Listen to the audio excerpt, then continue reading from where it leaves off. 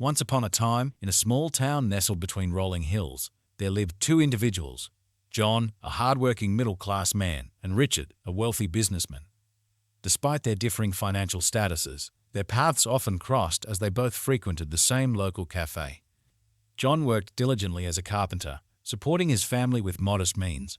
He took pride in his craftsmanship and found joy in the simplicity of his life.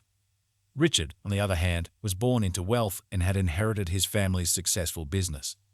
He lived lavishly, surrounded by opulence and luxury.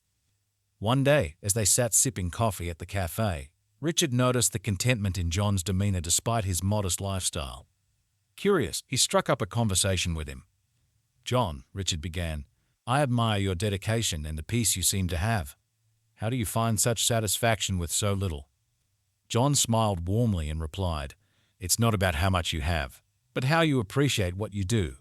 My work brings me fulfillment, and my family brings me joy. Material possessions fade, but the love and satisfaction from a job well done endure." Richard nodded thoughtfully, intrigued by John's perspective. Despite his wealth, he often found himself feeling unfulfilled and constantly chasing after more. As time went on, Richard and John's conversations became more frequent, and Richard began to gain a new outlook on life. He started to value experiences over possessions and found satisfaction in simpler pleasures. One day, John invited Richard to join him on a volunteer project, helping to build homes for families in need. Working side by side, they forged a bond rooted in camaraderie and shared purpose. Through their friendship, Richard learned the true meaning of fulfillment and discovered that wealth alone did not equate to happiness. He realized that the richness of life lies in the relationships we cultivate, the experiences we cherish, and the impact we make on others.